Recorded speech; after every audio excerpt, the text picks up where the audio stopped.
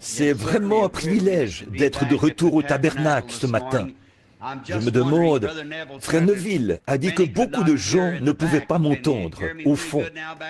M'entendez-vous assez bien là-bas, au fond, maintenant? Est-ce que tout va bien?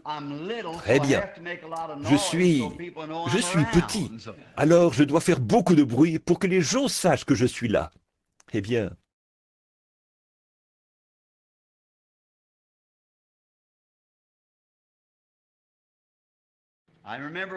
je me souviens qu'une fois, quand je travaillais pour les services publics, je montais les escaliers.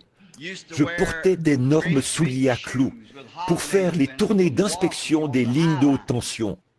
Et je montais les escaliers. Madame Ehalt, qui est une amie, était la téléphoniste. Je suis certain que M. Guinter, là-bas, pourrait la reconnaître assez facilement. Donc, Edith a dit, « Billy, tu fais vraiment beaucoup de bruit. Pourtant, tu es le plus petit bout d'homme que j'ai jamais vu. » Je montais les escaliers et ces gros clous martelaient le sol. J'ai dit, « Eh bien, Edith, comme je suis si petit, je dois faire beaucoup de bruit pour que tout le monde sache que je suis là. » Bon, je suis entré pour téléphoner il y a un instant. Frère Neville m'avait fait savoir que notre bon ami, frère Roy Robertson, est absent de la réunion ce matin parce qu'il est malade. Il a une dent incluse.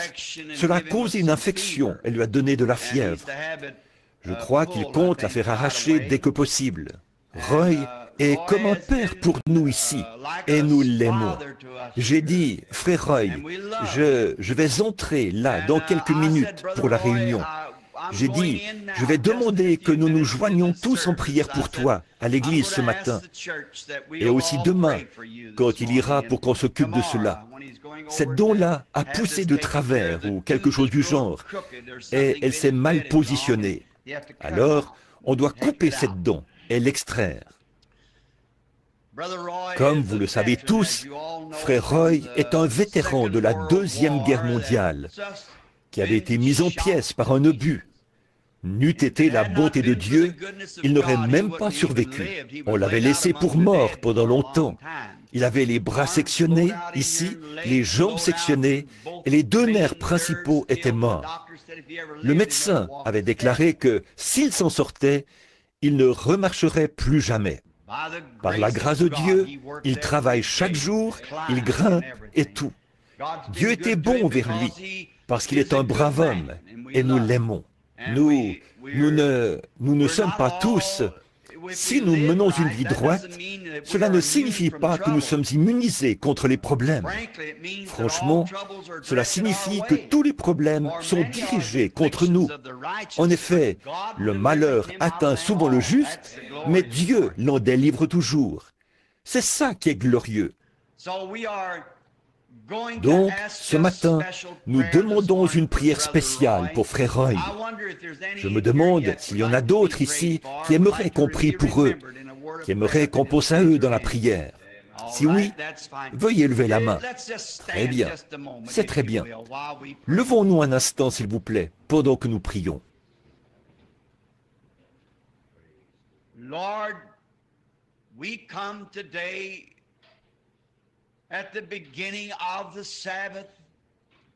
Seigneur, nous venons aujourd'hui en ce début du sabbat, et le soleil commence sa course maintenant pour parcourir la terre, afin d'apporter la lumière et la vie aux choses auxquelles il était destiné à le faire.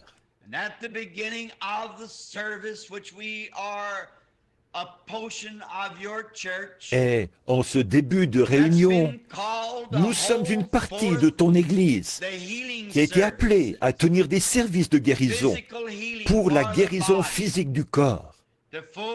Ce, afin d'accomplir la volonté et les désirs de notre Seigneur béni, lui qui était blessé pour nos transgressions et par les meurtrissures duquel nous avons été guéris. Nous voulons donc demander en ce début de réunion qui prend son envol par les cantiques, comme nos cœurs commencent à s'élever, Nous voulons avoir une pensée ce matin, Seigneur, pour notre cher et précieux frère Roy Robertson, ton humble serviteur. Nous savons que tu lui as épargné la vie sur le champ de bataille et que tu as été bon vers lui.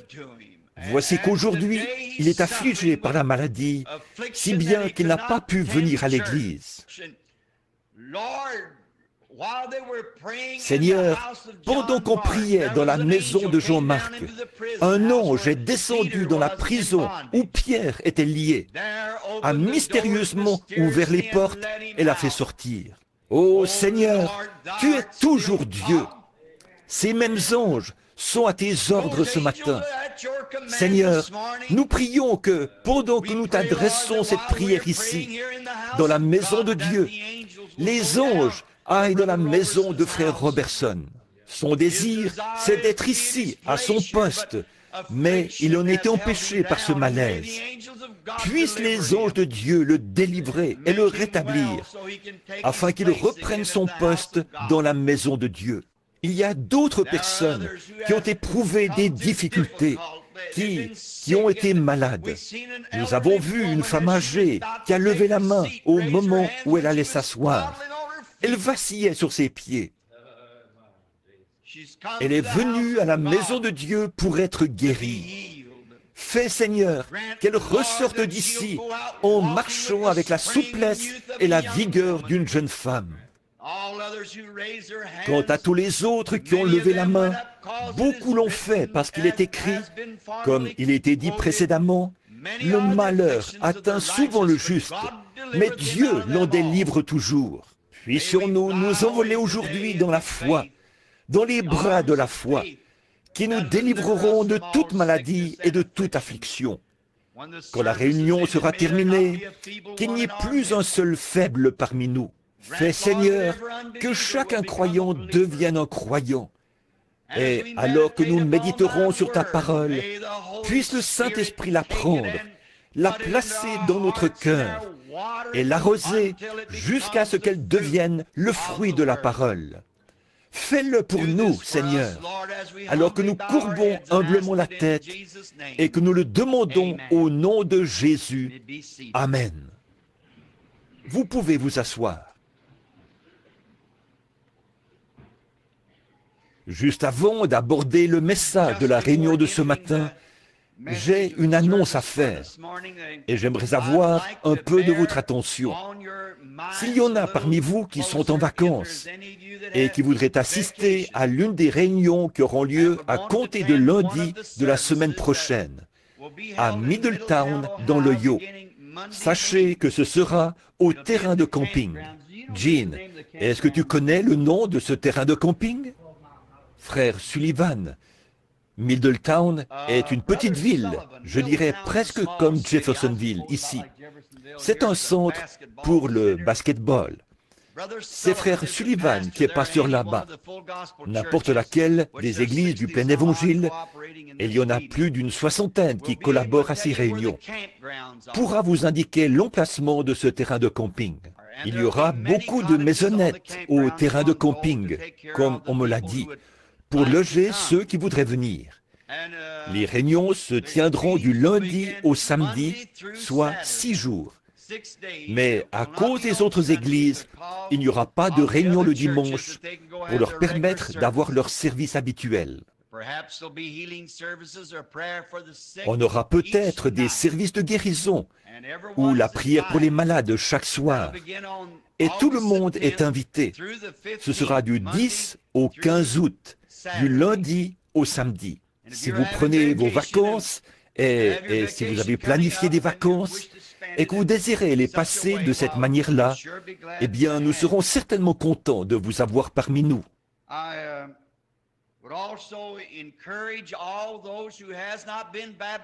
J'aimerais aussi encourager tous ceux qui n'ont pas été baptisés du baptême chrétien à rester ce matin et à y réfléchir, et à être prêts pour le service de baptême qui, je pense, suivra d'environ 45 minutes. Ce sera ici, à l'église. Nous sommes très portés à encourager les gens à se faire baptiser du baptême chrétien, sachant que c'est essentiel pour le salut. En effet, c'est notre Seigneur qui l'a écrit. C'était sa dernière commission à l'Église. Ou, quand il donnait la dernière commission à l'Église, il a dit « Allez par tout le monde et prêchez l'Évangile à toute la création. Celui qui croira et qui sera baptisé sera sauvé. » Donc nous savons qu'il est essentiel que nous soyons baptisés par immersion. Et nous serons heureux de vous rendre ce service, à vous qui êtes convaincus dans votre cœur que Jésus-Christ est le Fils de Dieu, qu'il est mort pour sauver des pécheurs et que vous étiez l'un de ceux pour qui il est mort. Alors vous désirez venir vous faire baptiser au nom de Jésus-Christ pour la rémission de vos péchés, déclarant ainsi au monde que vous croyez que vos péchés ont été remis, que vous êtes désormais disciples du Seigneur Jésus et que vous avez pris position. Si vous n'avez pas d'église où aller, nous serons contents que vous veniez communier avec nous. Ici, nous n'avons pas de membres. C'est un tabernacle ouvert à tous les membres du corps de Christ, quelle que soit leur dénomination. Nous sommes une église interdénominationnelle et nous ouvrons nos portes à tous, qui qu'ils soient, peu importe leur couleur, leur race ou leur credo. Tous sont les bienvenus. Que celui qui veut vienne.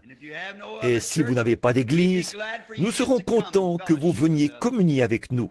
Ici, on ne vous fera pas adhérer à quoi que ce soit. Si les portes sont ouvertes, entrez tout simplement et communiez avec nous. C'est tout ce qu'il vous faut faire. Entrez tout simplement. Venez, le cœur ouvert, attelez-vous à la tâche et aidez-nous à lutter pour faire avancer la cause du royaume de Dieu. En effet, nous croyons que l'heure de l'accomplissement de tout ce qui est annoncé dans la Bible est très proche.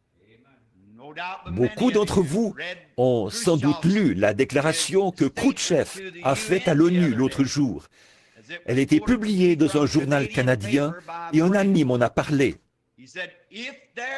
Il a dit, « Si Dieu existe, il est de nouveau prêt à vous chasser du temple, vous, les capitalistes, et à le nettoyer comme il l'a fait au commencement. » Alors là, vous pouvez lire entre les lignes. Il est sur le point de nettoyer le temple de nouveau.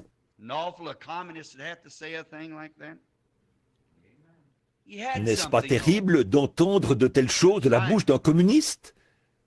Toutefois, il avait raison, c'est vrai. Au commencement, ce sont les capitalistes qui ont causé le désordre. Les capitalistes, c'est nous. J'ai entendu notre cher et bien-aimé pasteur, Frère Neville, faire une remarque lors de son émission télédiffusée ou radiodiffusée l'autre matin, et je l'ai ressassé dans ma pensée maintes et maintes fois. Je ne parviens tout simplement pas à l'oublier. Je l'ai répété à un ami hier soir. Voici ce qu'il a dit. Il y aura, après que le Saint-Esprit aura été retiré de la terre, la religion de l'Église formaliste va continuer à suivre son cours, sans remarquer la différence. Avez-vous déjà... Combien ont entendu cela? N'était-ce pas saisissant? Ils ne connaissent pas le Saint-Esprit. Alors, ils ne se rendront pas compte de son absence. Et ils continueront à mener leurs activités comme d'habitude. Quand le dernier élu aura été scellé dans le corps de Christ, ils continueront à essayer de lui amener de nouveaux convertis, parce qu'ils ne le connaissent pas. Et leurs religions formalistes continueront sans changement. Maintenant, il se peut que cette déclaration ne vous touche pas aussi profondément que moi, mais c'était une déclaration vraiment saisissante. En effet, ils seront tellement plongés dans leur rituel religieux qu'ils ne remarqueront pas l'absence du Saint-Esprit, parce qu'au départ, ils ne le connaissent pas. Que Dieu ait pitié de nous. Frères, mon désir dans cette vie c'est de vivre de telle sorte que, s'il est même le moindrement attristé, je puisse le savoir dans mon cœur. Ou s'il m'arrivait de faire quelque chose qui l'attriste, que je le ressente sur le champ. À plus forte raison, son absence. S'il n'est pas ici, moi non plus, je ne veux pas être ici. Je veux être parti à ce moment-là. Oui, monsieur, car il n'y aura plus de sang sur le trône de miséricorde. Il y aura des ténèbres, de la fumée et de l'obscurité. Dans le sanctuaire, il ne se trouvera pas d'avocat pour plaider notre cause à ce moment-là. Savez-vous que l'Écriture le dit? Le sanctuaire était rempli de fumée. Il n'y avait plus de sang sur le trône de miséricorde. À ce moment-là, c'est le jugement. Si le Seigneur nous accorde quelques soirées de réveil à un moment donné, au début de l'automne, j'ai résolu de prendre le livre de l'Apocalypse et d'en faire l'étude, de parcourir tout le livre de l'Apocalypse du début à la fin. Bon, je sais que beaucoup sont venus ici aujourd'hui pour qu'on prie pour eux. Et mon bureau était fermé aujourd'hui, ou plutôt cette semaine. Certaines personnes y sont allées, mais on n'a pas pu prier pour elles là-bas, parce que les frères avaient pris quelques jours de congé pour se reposer. Ils ont beaucoup à faire. En plus de leur propre travail, ils doivent s'occuper du tabernacle, de mes appels téléphoniques et tout. Avec tout ça, on a vite les nerfs à fleur de peau. Donc, c'est pour cette raison-là. Et c'est mon cas. Je sais que, de temps en temps, je dois partir quelque part, faire autre chose. Et je sais que pour eux, c'est pareil. Alors, ils m'ont téléphoné. J'ai dit, il n'y a aucun problème, je pense.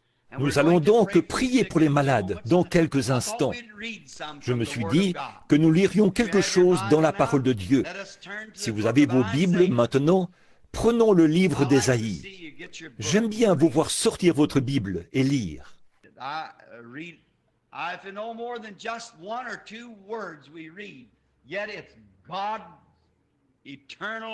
Je lis, même si on ne lit qu'une ou deux paroles, c'est néanmoins la parole éternelle et immortelle de Dieu. Elle ne passera jamais. Ésaïe, chapitre 55, thème le salut éternel.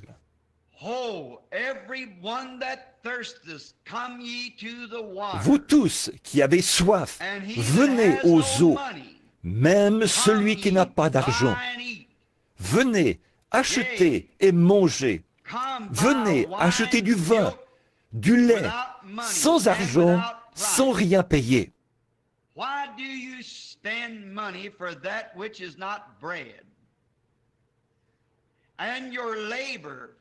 Pourquoi pesez-vous de l'argent pour ce qui ne nourrit pas?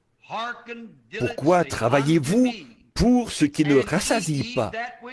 Écoutez-moi donc, et vous mangerez ce qui est bon, et votre âme se délectera de mets succulents.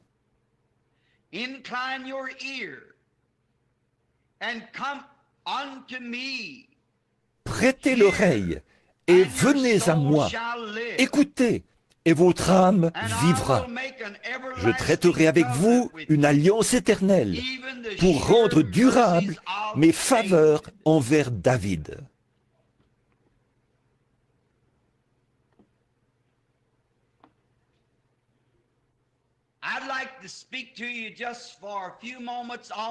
Je voudrais vous parler pendant quelques instants sur le sujet « Sans argent, sans rien payer ».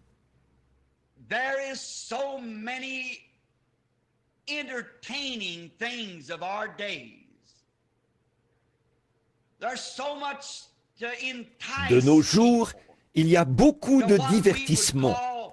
Il y a tant de choses qui attirent les gens vers ce que nous appelons les plaisirs. Il y en a pour tout le monde, pour tous les âges.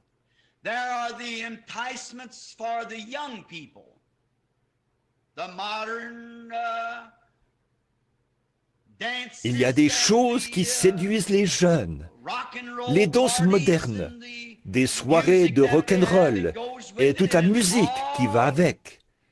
Tout ça est très séduisant et c'est fait pour divertir. Peu importe dans quel foyer exemplaire un enfant a été élevé et combien on lui a appris à faire ce qui est bien, si cet enfant n'a pas accepté l'expérience de la nouvelle naissance, la musique de rock'n'roll captive son attention dès qu'il l'entend.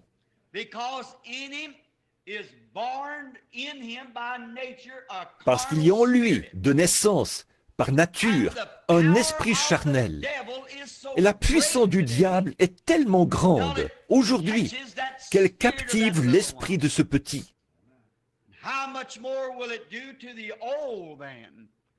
Alors, à combien plus forte raison aura-t-elle cet effet sur les plus âgés qui ont rejeté la nouvelle naissance?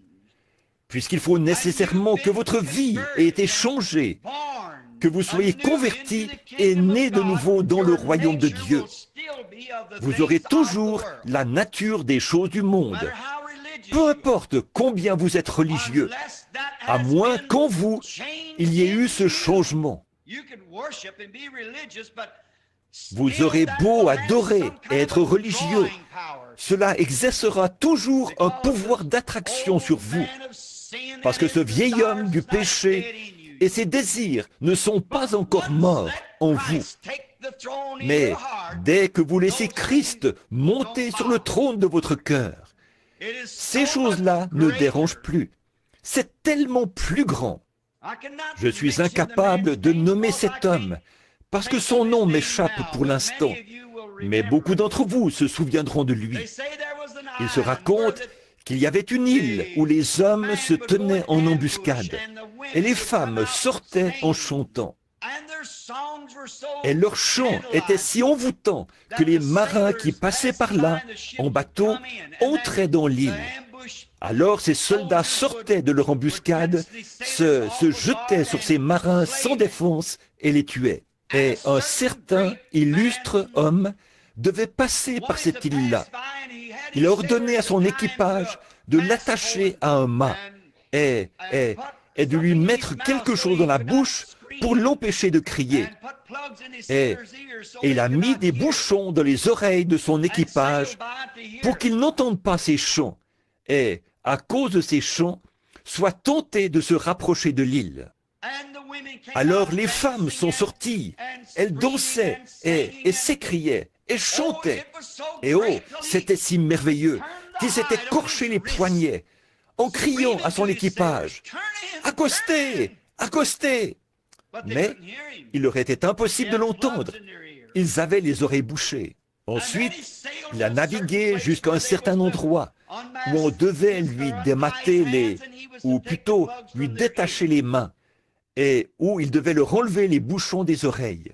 Là-bas, en se promenant dans les rues, il a entendu un musicien jouer quelque chose qui était bien plus excellent que ce qu'il avait entendu précédemment, à tel point que, lorsqu'ils sont passés de nouveau près de l'île, on lui a dit « Oh, illustre navigateur, veux-tu qu'on t'attache de nouveau au mât ?» Il a répondu « Non, laissez-moi libre. J'ai entendu quelque chose qui était tellement merveilleux que ces chants-ci n'auront plus jamais d'effet sur moi. »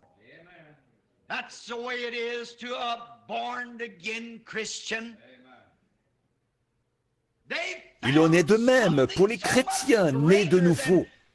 Ils ont trouvé quelque chose qui est bien plus merveilleux que le rock'n'roll et les divertissements de ce monde. C'est le Saint-Esprit qui les divertit.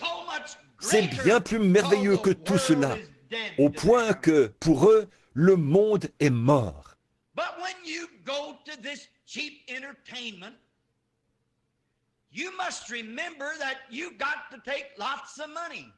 Mais quand on va à ces piètres divertissements, il ne faut pas oublier d'apporter beaucoup d'argent. Un jeune homme qui amène sa petite amie à ses fêtes, à ses soirées dansantes et tout, va dépenser une très grande partie de son revenu de la semaine. Et les plus vieux qui essaient de trouver du plaisir en allant dans des tavernes pour noyer les soucis de la semaine dans la boisson, doivent débourser de fortes sommes d'argent. Et qu'est-ce qu'ils en tirent? Ils n'en tirent rien d'autre que du chagrin. Et souvenez-vous qu'un jour, vous aurez à rendre des comptes à Dieu pour cela. Le salaire du péché, c'est la mort. Vous n'obtenez rien sur cette terre avec une telle conduite. Ce n'est qu'un mirage trompeur. Boire ne fera qu'augmenter votre chagrin. Le péché ne fera qu'ajouter la mort à la mort. Votre chèque final sera votre séparation éternelle d'avec Dieu dans l'étang de feu. Et vous ne pouvez que perdre et non gagner quoi que ce soit.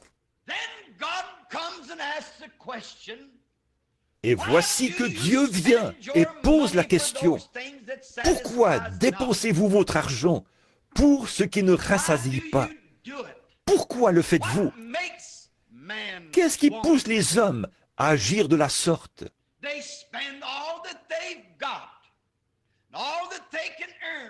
Ils dépensent tout leur avoir, tout ce qu'ils gagnent, pour acheter à boire, pour habiller une certaine femme avec qui ils fricotent, ou pour quelques plaisirs pervers mondains. Mais dans la Bible, on nous invite et on nous dit de venir à Dieu pour acheter la joie éternelle et la vie éternelle sans argent, sans rien payer. Ces choses-là ne peuvent pas rassasier. Et leur fin, c'est la mort éternelle. En plus, vous devez dépenser tout l'argent que vous pouvez amasser. Si vous voulez être le gros bonnet, ou l'hôte de la soirée, ou le parrain du spectacle, ou tout ce que vous pourriez être, ou la fille populaire, ou quoi que ce soit d'autre. Faire ces choses vous coûte tout l'argent que vous pouvez accumuler.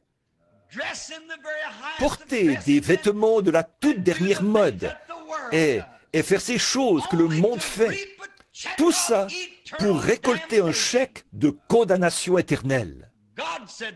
Alors Dieu dit: pourquoi?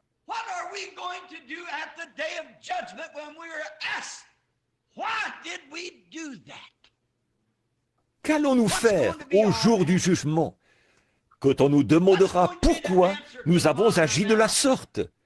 Quelle sera notre réponse? Quelle sera la réponse pour cette Amérique moderne qui se dit une nation chrétienne? Et au cours d'une année, on dépense plus d'argent pour le whisky que pour la nourriture.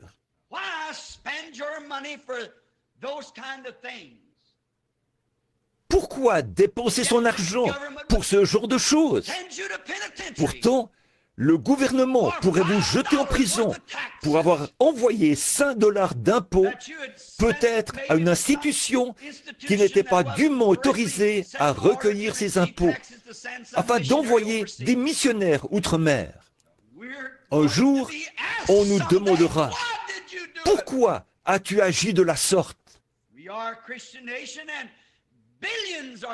Nous sommes une nation chrétienne et nous envoyons des milliards à ces gens là-bas pour essayer d'acheter leur amitié. Et voilà qu'ils sont en train de rejeter cela. Ce n'est pas étonnant que Khrouchtchev ait dit: si Dieu existe, il nettoiera son palais de nouveau.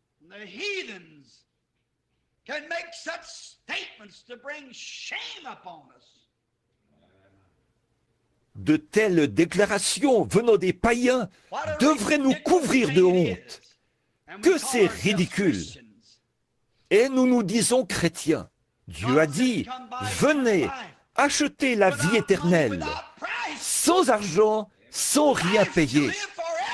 La vie, vivre éternellement. Et nous nous détournons de cela. Nous lui rions au nez. Qu'allons-nous faire ce jour-là? Qu'est-ce qui arrivera? Si Dieu nous assigne des missions, nous donne de l'argent et fait de nous la nation la plus riche sous le ciel, alors Dieu nous demandera ce que nous avons fait de cela. Pourquoi dépensons-nous notre argent pour ce qui ne rassasie pas? Pas seulement la nation, mais chaque individu, qu'on ait reçu quelques sous ou des millions de dollars. Or, les hommes s'entretuent.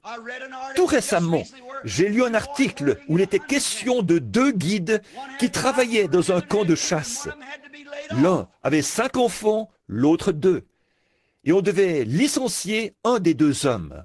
Et le guide qui avait 2 enfants, ou celui qui en avait 5, s'est dit qu'il avait plus besoin de son emploi que l'autre qui avait 2 enfants. Alors, il est allé chasser avec son collègue et là, il lui a tiré une balle dans le dos. L'argent, c'est ça le genre de nation, c'est ça le genre de sentiment, c'est ça le genre d'esprit qui domine sur les gens. Alors, on peut voir que la nouvelle naissance est absolument essentielle. Il faut que vous naissiez de nouveau. Il le faut.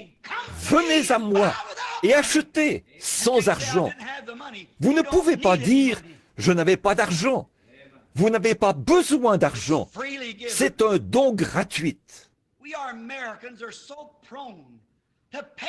Nous, les Américains, nous sommes tellement portés à tout payer. C'est notre slogan. Nous payons tout. Nous avons de l'argent. Nous exhibons nos dollars dans les autres pays et tout, les pays pauvres. Ils arrivent là, on voit arriver les touristes, avec tout ce tape à l'œil. Des Américains, alors on fait leurs 4 volontés. Aux yeux de Dieu, toutes ces choses sont des gains sordides. Ça ne pourra pas nous procurer une place au ciel. Mais en Amérique, pour acquérir quoi que ce soit, il faut payer. Vous allez au restaurant pour prendre votre dîner.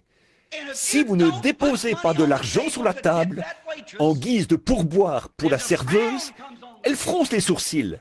Pourtant, elle reçoit un salaire de l'entreprise qui l'emploie. En plus, vous avez intérêt à ce que ce pourboire corresponde à au moins 10% de votre facture. Sinon, aux yeux de cette serveuse, vous passerez pour un avare ou une espèce de grippe-sou. Pourtant, elle a un salaire. À mon avis, c'est une disgrâce et une honte d'agir ainsi. Je crois que ça jette le discrédit sur la nation. Par le passé, de braves gens, de bons restaurants ne permettaient pas cela.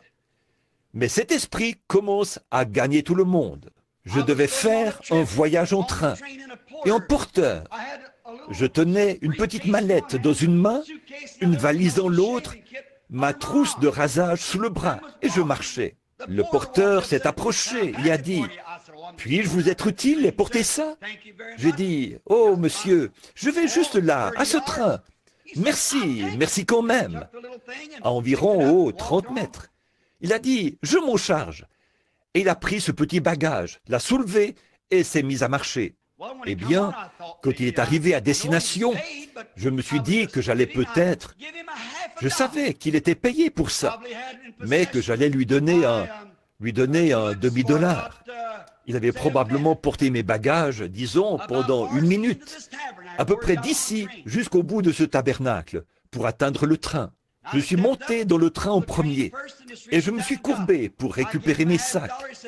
Je lui ai donné un demi-dollar. Il a dit, « Un instant !» J'ai dit, « Qu'y a-t-il, monsieur ?»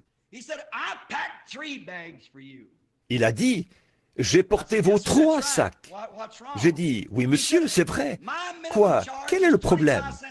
Il a dit, « Mon tarif de base est de 25 cents par sac. Vous me devez encore 25 cents. » Voyez, ça, c'est l'américanisme. Il faut tout payer. Vous conduisez votre voiture, vous tombez dans un fossé et vous faites appel à quelqu'un pour vous sortir de là. Vous feriez mieux de vous préparer à payer parce que vous recevrez une facture pour cela. Si une dépanneuse vient vous remorquer votre voiture, on vous fera payer un certain montant par kilomètre. Et si c'est le fermier qui sort son tracteur, 9 fois sur 10, ce sera encore plus cher. Il y a un prix à payer pour tout travail à faire. Pour toute chose, payez, argent, payez, argent. Et combien plus profond et le fossé dans lequel le péché vous a plongé. Qui donc aurait pu vous sortir du fossé du péché? Mais Dieu vous sort du fossé du péché sans argent, sans rien payer, alors que personne n'aurait pu vous en faire sortir. Si vous ne payez pas chèrement la dépanneuse pour qu'elle vous tire du fossé, vous resterez là. Ou bien vous avez l'argent, ou bien vous restez dans le fossé. Mais le pire fossé dans lequel vous avez jamais été, c'est celui dans lequel le diable vous a jeté. Le fossé du péché et de l'incrédulité. Dieu vous sort de là volontiers, sans argent, sans aucun coût. Malgré cela, vous restez étendu dans le fossé, vous barbotez dans le péché, et vous ne faites même pas appel à lui. Quand la dépanneuse arrive, on déploie habituellement une grande chaîne dans le fossé. On l'accroche au pare-choc et tout, et on commence à tourner la manivelle. Alors, la puissance du véhicule se met en branle, les moteurs se mettent en marche, et ça vous sort du fossé. Quand Dieu vous trouve dans le fossé du péché, et vous entend l'invoquer, il fait descendre une chaîne qui a été attachée au calvaire. L'amour de Dieu, il l'accroche à votre cœur et il déclenche la puissance du Saint-Esprit qui commence à vous tirer. Et ça ne vous coûte rien. Pourtant, nous restons dans le fossé parce que nous ne pouvons pas payer cela de nos poches. Nous, les Américains, nous croyons pouvoir payer cela de nos poches. Mais c'est impossible. C'est sans argent, sans rien payer. On n'achète pas cela à l'église. Jésus l'a payé au calvaire. Mais les gens en ont honte. Ils le veulent à leur façon.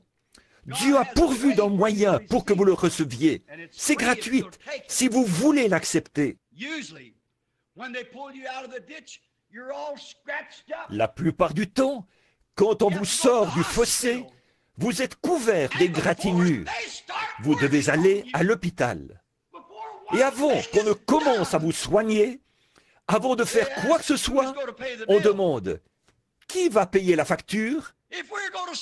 Si nous devons recoudre vos blessures, si nous devons y verser de l'huile et vous faire des injections pour vous vacciner contre la septicémie, quelle couverture d'assurance avez-vous?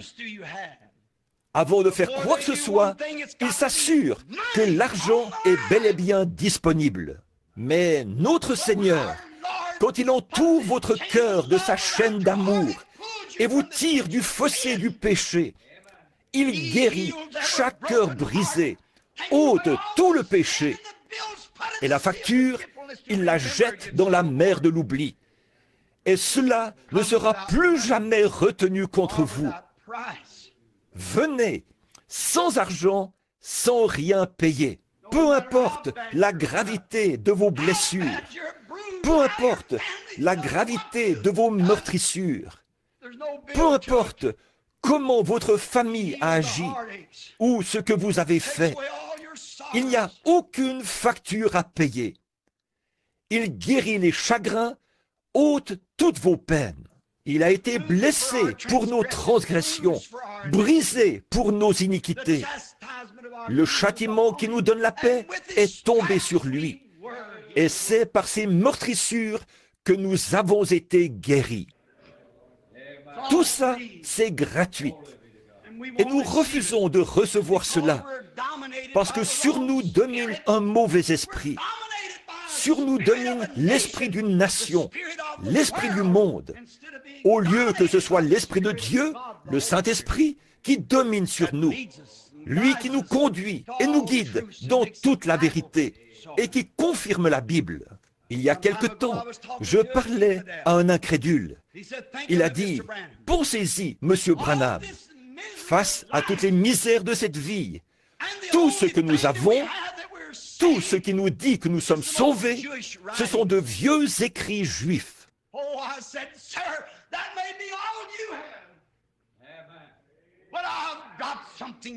Oh, j'ai dit, monsieur, c'est peut-être tout ce que vous avez, mais moi, j'ai plus que ça. J'ai l'esprit de celui qui a écrit cela, qui le confirme et qui accomplit chaque promesse. Il ne savait plus quoi dire. Voyez, vous devez venir acheter sans argent, acheter sans rien payer.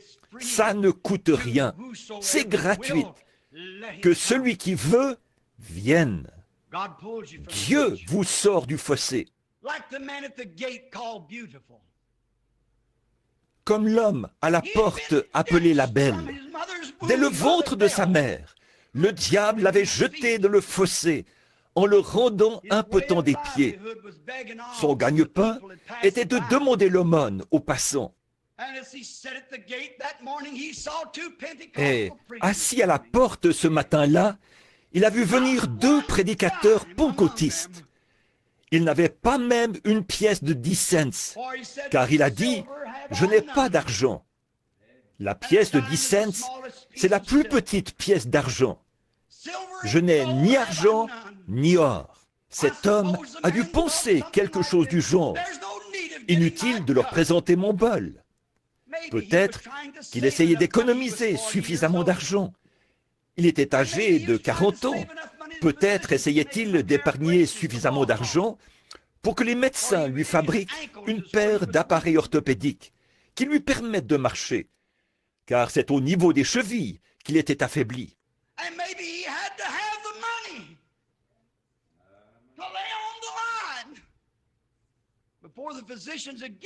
Et il devait peut-être prouver aux médecins qu'il disposait des fonds nécessaires pour qu'il s'occupe de lui. Certainement, il était inutile qu'il présente son bol à ces prédicateurs pentecôtistes aux poches vides. La possibilité qu'il reçoive un seul sou de ces gars-là était très mince. Mais quand il a fixé les yeux sur leur visage, l'un d'eux, jeune, le teint rayonnant de jeunesse, l'autre, âgé et ridé, alors que Pierre et Jean montaient vers la porte. Il a remarqué quelque chose dans le jeune homme. L'incarnat de son visage était un peu plus rayonnant qu'à l'ordinaire. Au-delà des rides et des soucis qui avaient marqué le visage de ce vieux pécheur, visage brûlé par le soleil de Galilée, il a vu une joie ineffable et glorieuse. Il a vu quelque chose qui paraissait un peu différent. Vous savez, il y a quelque chose dans le christianisme qui fait que l'apparence des gens change. Ce sont les plus belles personnes du monde. Et il s'est abstenu de leur présenter son bol. Et l'apôtre Pierre, étant le plus âgé des deux, a dit, « Je n'ai ni argent ni or. » En d'autres termes, je suis dans la possibilité de t'aider à acheter ces béquilles. Je n'ai ni argent ni or, mais ce que j'ai.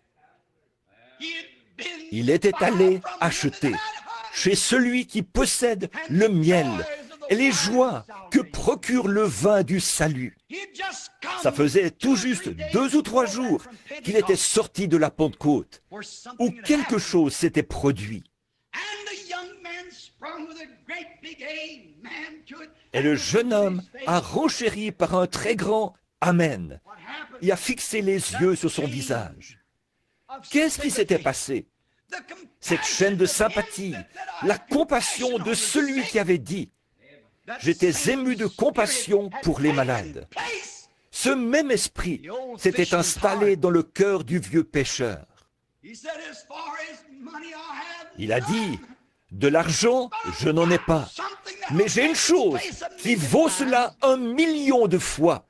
Ce que j'ai. » Rappelez-vous, Pierre était juif, et il est naturel pour un juif d'aimer l'argent.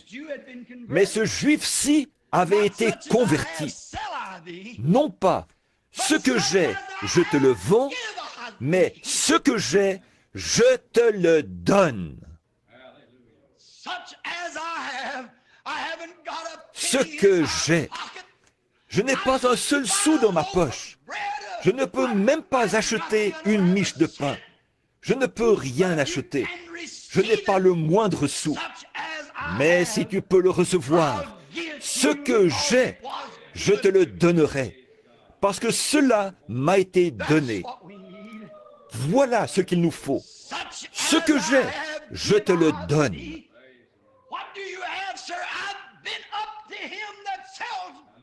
Qu'avez-vous, monsieur? J'ai rencontré celui qui vend le lait et le miel, sans qu'on ait à payer. Je vais te le donner. Tu ne me dois rien pour cela. Si tu peux le recevoir, je vais te le donner. Pas comme des gens qui font payer, mais comme ceux qui donnent. En effet, comme vous avez reçu gratuitement, donnez gratuitement. C'était la commission qu'il avait reçue de son Seigneur, juste 3 jours auparavant. Allez par tout le monde et prêchez l'Évangile. Celui qui croira et qui sera baptisé sera sauvé. Celui qui ne croira pas sera condamné. Voici les signes qui accompagneront ceux qui auront cru. En mon nom, ils chasseront les démons. Ils parleront de nouvelles langues. S'ils boivent quelques breuvages mortels, il ne leur fera point de mal. S'ils saisissent des serpents, cela ne leur fera point de mal. Vous avez reçu gratuitement, donnez gratuitement. Ce juif-là avait été transformé. Ce qu'il nous faut en Amérique, c'est une transformation. C'est que le Saint-Esprit prenne la place de certains de nos rituels religieux. Vous avez reçu gratuitement, donnez gratuitement. Ce que j'ai, je te le donne. Au nom de Jésus-Christ de Nazareth, lève-toi et marche. La foi en ce nom pur du Créateur. Ce n'est pas étonnant qu'il se soit mis à sauter, à bondir et à louer Dieu. Oh, vous savez, ce qui rend ça glorieux. Peut-être que ça faisait 40 ans qu'il s'asseyait là, essayant de gagner suffisamment d'argent pour s'acheter des béquilles. Mais il n'y parvenait pas. Mais là, dans le lieu le plus inattendu, au moment le plus inattendu, il a reçu des gens les plus inattendus, les plus banals, ce qu'il désirait. Je suis vraiment content que Dieu procède ainsi.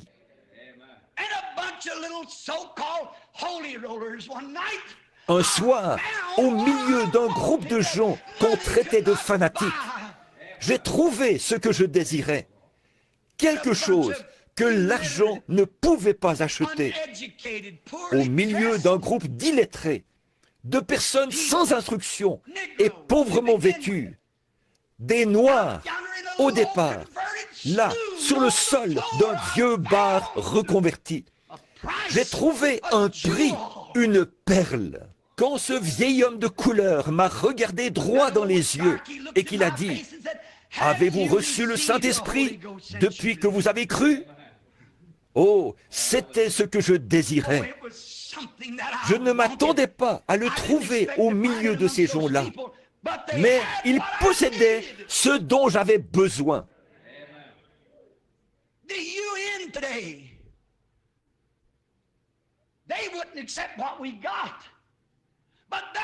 Aujourd'hui, l'ONU n'accepterait pas ce que nous avons, mais c'est ce qu'il lui faut. Khrouchtchev et tous les autres ont besoin de Christ par le baptême du Saint-Esprit. Ça changera leur tempérament. Ça fera que les hommes qu'ils ont en aversion deviennent des frères. Ça ôtera la cupidité, la méchanceté et les querelles. Et ça les remplacera par l'amour, la joie, la paix, la bonté et la miséricorde. Oui, c'est parfois dans des lieux inattendus qu'on trouve ce qu'on cherche. Qu'auraient donné les enfants d'Israël? Ils avaient tout le butin de l'Égypte. Quand leurs lèvres saignaient et que leur langue pendait hors de leur bouche, Ils auraient donné tout l'or dont ils avaient dépouillé les Égyptiens en échange d'une bonne gorgée d'eau fraîche. Dans le désert, leurs conducteurs les avaient conduits d'oasis en oasis. Des fosses aux sources, tout était à sec. Et là, c'est arrivé, sans argent, sans rien payer. La voix a parlé au prophète et a dit, « Parle au rocher ». La chose la plus sèche du désert, une chose qui n'a absolument rien à voir avec l'eau. Là, leur soif a été étanchée, sans argent, sans rien payer. Parle au rocher. Non pas paye le rocher, mais parle au rocher. Il est encore le rocher ce soir. Il est un rocher dans une terre altérée. Si vous cheminez dans une terre altérée, parlez au rocher. Nul besoin de le payer. Parlez-lui. Et il est un secours qui ne manque jamais au temps de la détresse. Si vous êtes malade, parlez au rocher. Si vous êtes malade à cause du péché, parlez au rocher. Si vous êtes abattu, parlez au rocher. Voyez, on se serait attendu à la trouver. S'il n'y avait pas une goutte d'eau là-bas, dans ces petits endroits où se trouvaient des sources, on se serait attendu à ce qu'il n'y ait pas d'eau là-haut, sur cette montagne, près du rocher. Dieu fait les choses à l'opposé de ce que pense l'homme. Le rocher, c'est la chose la plus sèche du désert. Mais il a dit, parle au rocher. Aujourd'hui, les gens sont si séduits. Ils pensent qu'il suffit d'aller réciter des prières, de payer un prêtre pour qu'il dise quelques prières pour eux, acheter tout à prix d'argent. Si on projette de bâtir une grande église quelque part, un certain homme riche financera les travaux, continuera à vivre dans la convoitise, demandera à un autre de prier pour lui, en pensant que c'est suffisant. Dieu ne veut pas de votre argent souillé. Tout ce qu'il veut, c'est que votre dévouement et votre vie lui parlent. Dieu vous a donné de l'argent. Ne le dépensez pas pour des choses qui ne rassasient pas. Dépensez-le pour des choses qui rassasient. Mais pour ce qui est de la véritable satisfaction, vous ne pouvez pas l'avoir tant que vous n'avez pas parlé au rocher. Il a fait couler l'eau qui donne la vie, sans argent, sans rien payer. Ils se sont abreuvés, ont abreuvé leurs chameaux et leurs enfants. Et cette source d'eau coule encore dans le désert. Et aujourd'hui, dans cette terre altérée, il demeure le rocher pour un peuple qui périt. Quiconque croit en lui ne périra point, mais il aura la vie éternelle. Remarquez, chaque soir, ils n'avaient pas à se demander s'ils auraient du pain. Du pain frais leur était apporté chaque soir. Aujourd'hui, nous allons acheter du pain. Si vous êtes un mendiant et que vous allez au magasin et dites « J'aimerais avoir une miche de pain », on vous dira « Montrez-moi d'abord vos 25 cents. Vous devez me donner 25 cents pour cette miche de pain. Et quand vous recevez ce pain, qu'est-ce que vous avez là? Ici, on dédie un peu, mais bon, ce que vous avez là, c'est le moindre des nutriments que contient le blé. On en extrait toute la vitamine, tout le son pour nourrir les cochons. On mélange de la pâte pour fixer le son, on tamise cela et on fabrique du pain. Et très souvent, c'est avec des mains sales, souillées. Voyez ce que vous trouvez parfois dans votre pain. Des mèches de cheveux, des choses impures, des bouts d'emballage, et tout ce qui tombe dans ces boulangeries. Ce sont des pêcheurs qui ont des maladies vénériennes et tout, qui brassent tout ça. Si vous voyez comment on les fabrique, vous n'en mangeriez même pas. Et pourtant, vous devez payer 25 cents, sinon on ne vous le donne pas. Chaque soir, Dieu leur donnait à manger du pain, fabriqué par les mains des anges, sans argent, sans rien payer. Et aujourd'hui, ce pain représente Christ, la vie spirituelle, qui est descendue du ciel pour donner sa vie. Et chaque jour, Dieu donne une nouvelle expérience à ses enfants. Souvenez-vous, s'ils gardaient ce pain jusqu'au lendemain, ils se contaminaient. On entend des gens qui disent « Eh bien, je vais te dire, je suis luthérien, je suis presbytérien, baptiste, je suis pentecôtiste. » Ça, c'est juste une vieille miche de pain faite de main d'homme. C'est tout ce que c'est. C'est souillé et fait par la main des hommes. Mais quand vous entendez un témoignage d'une expérience toute fraîche, ce matin, en prière, le Saint-Esprit a baptisé mon âme de nouveau. Oh frère, ça, c'est de la nourriture d'ange. Chaque jour, il leur donne à manger de la nourriture qui descend fraîchement du ciel. Oui, nous désirons des pluies. Les gouttes de grâce tombent autour de nous, mais nous réclamons des pluies. Oh oui, Seigneur, envoie fraîchement du ciel Christ, le pain de vie. Dépose-le dans mon cœur pour que je savoure sa glorieuse présence. Ils étaient reconnaissants, assurément. Ils étaient reconnaissants. Et tout homme ou toute femme qui est né de l'Esprit de Dieu et qui a reçu le Saint-Esprit sera toujours reconnaissant. Quoi qu'il arrive, vous serez reconnaissant. Comme le petit garçon aveugle qui était né là-haut, dans les montagnes, le petit Béni. À environ 8 mois, des cataractes ont commencé à se développer dans ses yeux. Ses parents étaient pauvres. Ils vivaient sur un vieux coteau argileux. Ils savaient que l'opération pouvait sauver les yeux du petit Béni et lui redonner la vue. Il était maintenant un garçon d'une douzaine d'années.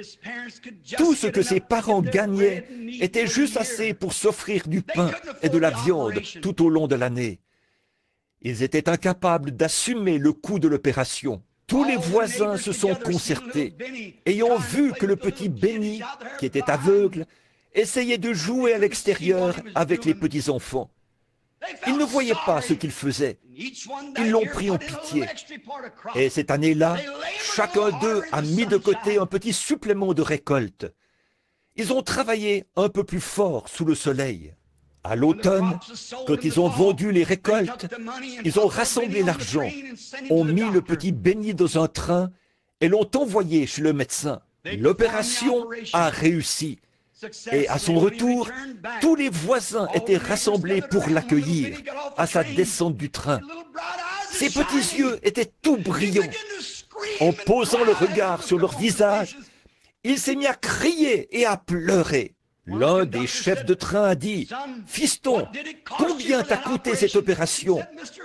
Il a dit « Monsieur, je ne sais pas ce que cela a coûté à ces gens, mais je suis si content de pouvoir contempler leur visage.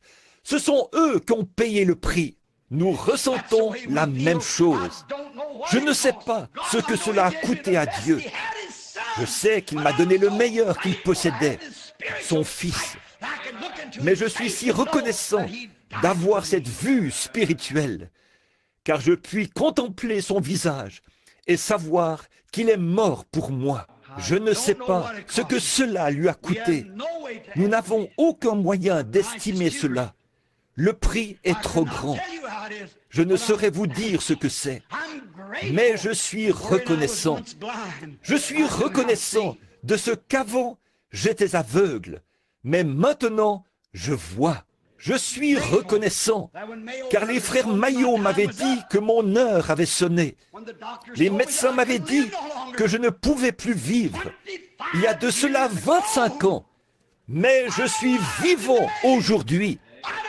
Je ne sais pas ce que cela a coûté à Dieu, mais je suis reconnaissant d'être vivant. Autrefois, j'étais un pécheur, lié par le péché, ayant des chagrins, redoutant la mort.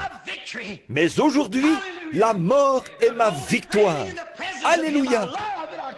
Elle ne fera que me conduire dans la présence de celui que j'aime, pour que je puisse contempler son visage. Il a changé la chose par une opération. Il a pris mon cœur est la renouveler. Je sais que quelque chose m'est arrivé. L'automne dernier, un journal du Minnesota a raconté l'histoire d'un jeune garçon qui était allé à vélo à l'église un matin pour assister à l'école du dimanche. Il y avait un autre jeune homme du voisinage qui ne faisait aucun cas de l'école du dimanche.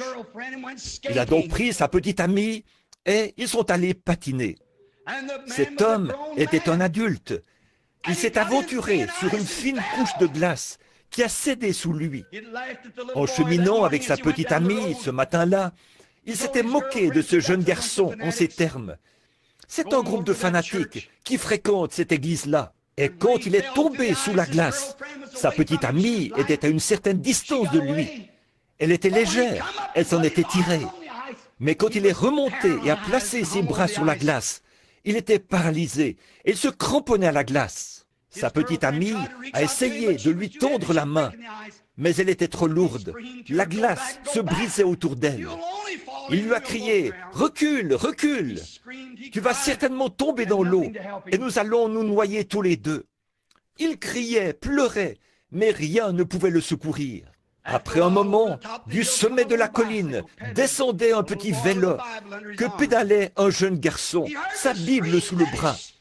Il a entendu les cris et a redoublé de vitesse. Il a posé sa Bible et a couru vers la glace. Il a rampé sur son petit ventre avec ses beaux vêtements jusqu'à ce qu'il ait pu saisir les bras de cet homme. Et là, il s'est mis à le tirer à reculons jusqu'à ce qu'il ait réussi à le retirer de la glace. Il a ensuite couru faire signe à une voiture de s'arrêter. Ils ont fait venir une ambulance pour le transporter à l'hôpital. Après avoir payé le service des ambulances et honoré la facture des médecins pour les injections qu'il avait reçues contre la pneumonie et pour tous les autres soins, il est allé rencontrer le jeune garçon. Il a dit « Fiston, qu'est-ce que je te dois ?» Il a dit « Rien. » Il a dit « Je te dois ma vie. » Réfléchissez à ça. L'argent ne pouvait pas acheter cela. C'était sa vie. Nous devrions ressentir la même chose envers Dieu. Non pas chercher à obtenir quelque chose à prix d'argent, mais nous devons notre vie à Dieu, car nous étions mourants. Nous nous enfoncions dans le fossé du péché. Dieu m'a entouré de ses bras et m'a revêtu de sa robe. Naufragé de l'océan, du péché le plus noir, enfoncé profondément, je coulais sans espoir. Mais le grand maître des flots, en entendant mon cri, vint et me mit aussitôt en sûr abri. Je lui dois ma vie. Vous lui devez votre vie. Vous lui devez votre vie pour le servir, pas pour la donner, déambuler partout en vantant votre église dénominationnelle, pas pour aller ça et là en critiquant les autres, mais pour essayer de servir et de sauver les autres, les amener à la connaissance du Seigneur Jésus-Christ. Le fils prodigue. Pour conclure, j'aimerais dire ceci. Après qu'il avait dissipé tous ses biens, les biens de son père, en vivant dans la débauche, alors, au moment de retourner à la maison, couché dans une porcherie, il est revenu à lui-même. Il s'est dit, combien d'ouvriers chez mon père sont dans l'abondance, et moi ici, je meurs de faim. Qu'est-ce qui se serait passé s'il s'était dit, je me demande, est-ce que j'ai l'argent qu'il faut pour rembourser à papa ce que j'ai dépensé en vivant dans le désordre? Mais il connaissait la nature de son père. Alors il s'est dit, je me lèverai et j'irai vers mon père. Son père n'a jamais dit, un instant mon fils, est-ce que tu me rapportes mon argent? Non, il ne lui a jamais fait payer ses péchés. Il était heureux de son retour. Il était heureux qu'il soit revenu à lui-même, parce que c'était son fils. C'était son propre enfant. Il était heureux qu'il ait pris le chemin du retour vers la maison. Bien sûr, il n'approuvait pas son péché, mais il était heureux qu'il soit revenu à lui-même et qu'il ait dit, « J'ai péché contre mon Dieu et contre mon Père. Je me lèverai et j'irai vers lui. » Et quand il l'a vu, là-bas au loin, il a couru vers lui et l'a embrassé. Et il a dit, « Tuez le veau gras, sans argent. Apportez la plus belle robe, sans argent. Apportez l'anneau, sans argent. Mettez-lui l'anneau au doigt. Mangeons, buvons et réjouissons-nous. Car mon fils que voici était perdu et il est retrouvé. Il était mort et il est revenu à la vie. Réjouissons-nous de cela. » Mes amis, permettez-moi de dire ceci pour terminer. La seule chose qui rassasie, les seules choses qui sont véritables, les seules choses qui sont bonnes, sont des choses qui ne s'achètent pas à prix d'argent. Ce sont des dons gratuits de Dieu que nous offre Jésus-Christ. Le salut de l'âme, la joie. Venez, mangez et rassasiez-vous. Pourquoi pesez-vous de l'argent pour ce qui ne nourrit pas? Pourquoi travaillez-vous pour ce qui ne rassasie pas? Écoutez-moi attentivement, et vous mangerez ce qui est bon, et votre âme se délectera des mets succulents. Prêtez l'oreille et venez à moi. Écoutez, et votre âme vivra. Je traiterai avec vous une alliance éternelle pour rendre durables mes faveurs envers David. Toutes les choses qui sont durables, qui sont bonnes, qui sont agréables, qui sont éternelles, sont gratuites. Elles ne vous coûtent rien. À la fin des écrits de ce livre, il a dit que celui qui veut vienne et qu'il boive des eaux de la source de la vie gratuitement, sans argent, sans rien payer.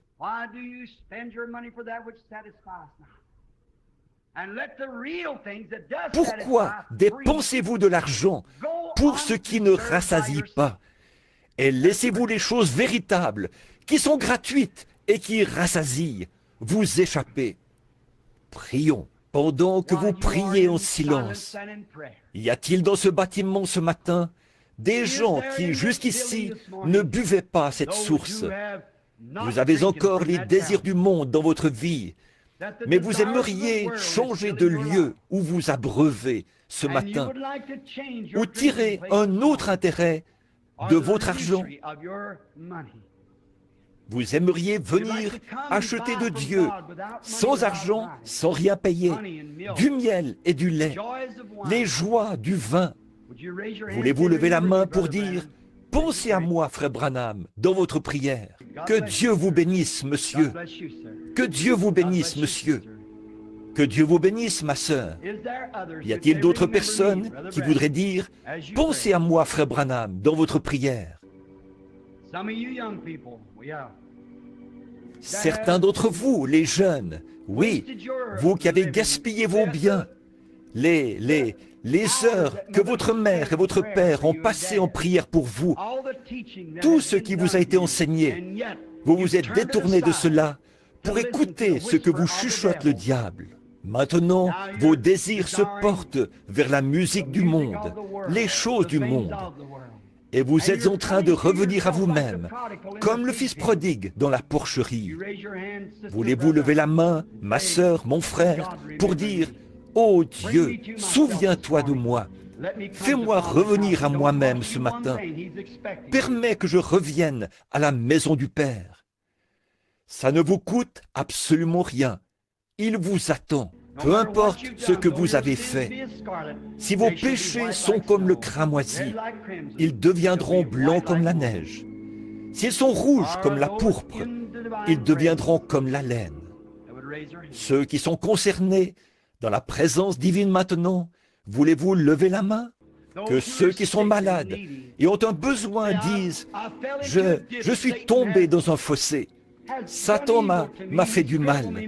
Il m'a rendu impotent, m'a rendu malade ou quelque chose. » Ce matin, je désire que la chaîne de Dieu, la foi, descende dans mon cœur, afin de me sortir de ce fossé, comme l'homme qui était à la porte appelé la belle. Levez la main. Que Dieu bénisse chacun de vous.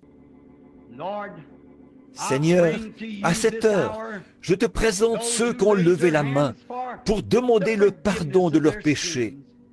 Tu es Dieu, le seul Dieu.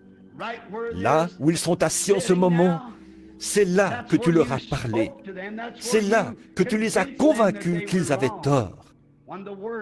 Quand la parole a retrouvé sa place et que le Saint-Esprit a commencé à parler et a dit « Tu as tort, fais demi-tour et reviens à Dieu, au Père ». Ils ont alors levé la main pour montrer qu'ils veulent quitter cette porcherie terrestre, pour venir à la maison du Père, là où c'est l'abondance, là où ils n'auront rien à apporter.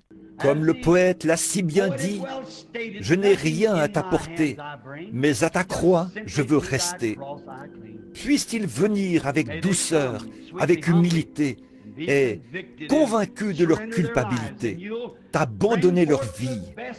Alors, tu apporteras la plus belle robe et leur mettras un anneau au doigt, et tu leur donneras à manger la manne de l'agneau immolé. Accorde-le, Seigneur. Il y en a qui sont malades et affligés. Ils ont un besoin. Sans doute que Satan les a jetés, eux aussi, dans un fossé. Ils n'ont pas l'argent qu'il faut pour subir une opération. Sans doute que pour bon nombre d'entre eux, une opération n'est peut-être même pas possible. Peut-être que le médecin ne réussirait pas à extirper le mal, même si on lui donnait de fortes sommes d'argent. Mais tu es Dieu. Alors, je prie qu'à cette heure même, sous l'onction du Saint-Esprit, qui est présent en ce moment, tu guérisses chacun d'eux, qu'ils soient entièrement guéris de la tête aux pieds. S'ils n'ont pas la joie, s'ils ne peuvent plus se réjouir de leur salut, comme David l'a dit autrefois, « Rends-moi la joie de mon salut ». Qu'ils reçoivent la joie et le bonheur, là où ils avaient la tristesse et la lassitude, car tu es un rocher dans une terre altérée. Tu es un refuge à l'heure de la tempête. Quand le diable projette sur eux chaque maladie et chaque missile, tu es un refuge à l'heure de la tempête. Ô Dieu, qu'il en soit ainsi aujourd'hui, car nous le demandons au nom de Jésus. Amen. Doucement, tendrement, Jésus appelle.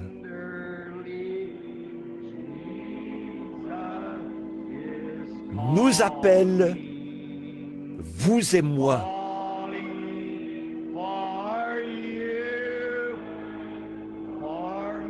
Notre péché, par sa grâce, il pardonne.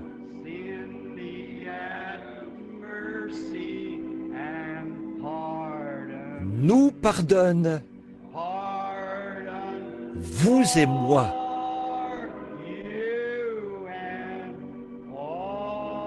Venez, maintenant, si vous désirez venir vous agenouiller devant l'autel pour que nous puissions prier avec vous, vous oindre, faire tout ce que nous pouvons.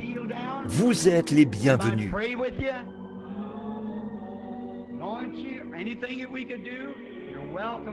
Chargez, venez à moi.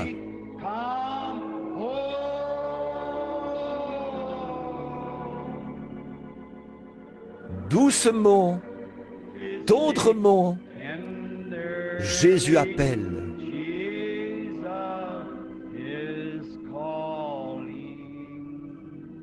Venez.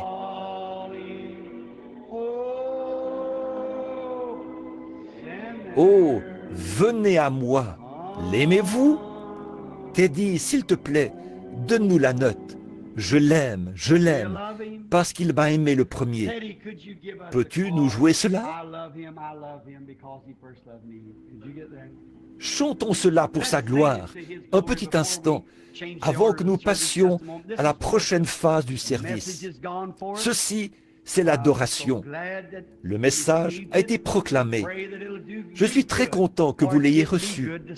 Ma prière, c'est que ce message vous soit bénéfique, car le transmettre m'a été bénéfique. L'inspiration qui m'a été donnée pour vous l'apporter et avec laquelle il est envoyé, ma prière, c'est que vous l'ayez reçu avec cette même inspiration.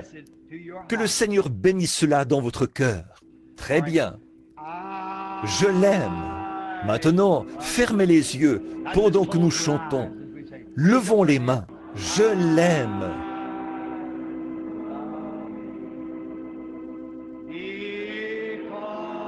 Parce qu'il m'a aimé le premier.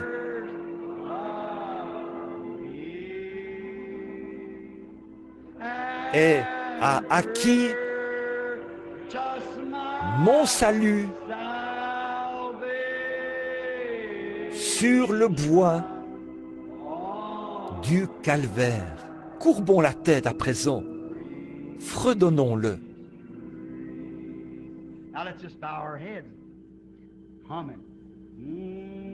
L'aimez-vous? N'est-il pas réel dans votre cœur? Il y a quelque chose en lui qui est vraiment réel, n'est-ce pas? Je l'aime parce qu'il m'a aimé le premier, là-bas au calvaire. Il a lancé le câble de sauvetage et il l'a accroché à mon cœur. N'oubliez pas, frère Drummond va prêcher pour nous ce soir.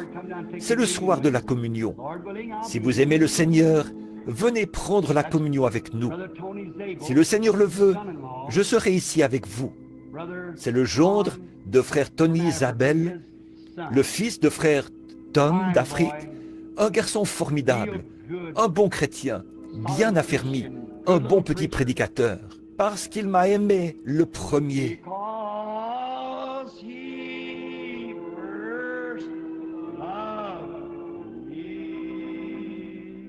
Et a acquis mon salut sur le bois du calvaire. Maintenant, pendant que nous avons la tête inclinée, que le piano continue à jouer.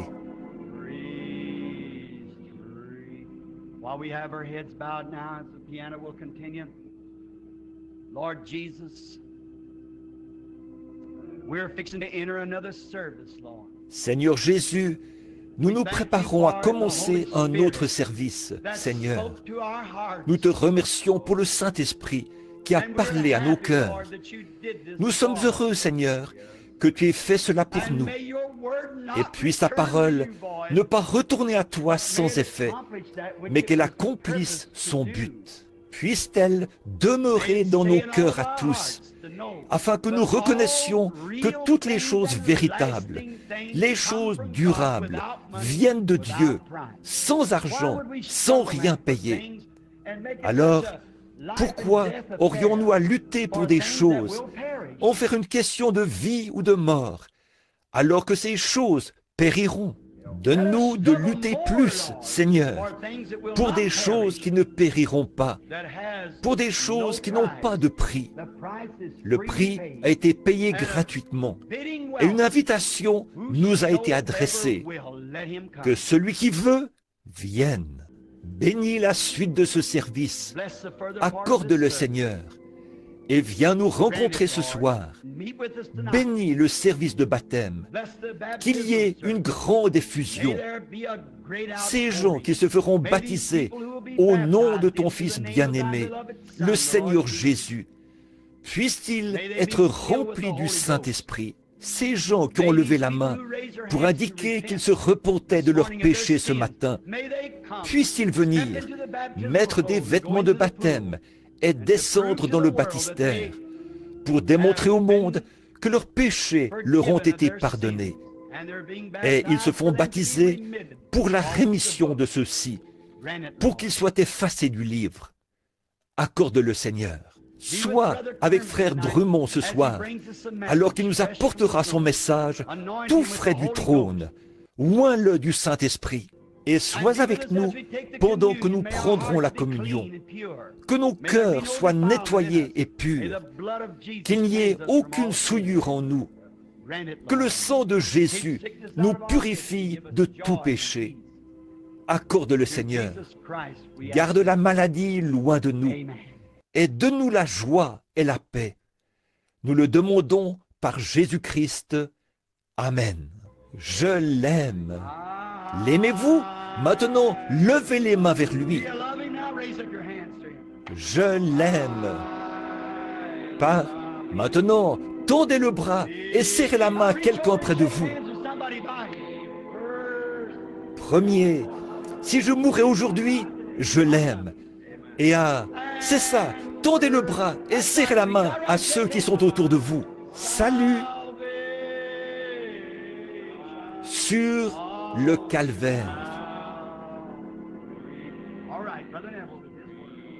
Très bien, je remets la parole à Frère Neville. Très bien.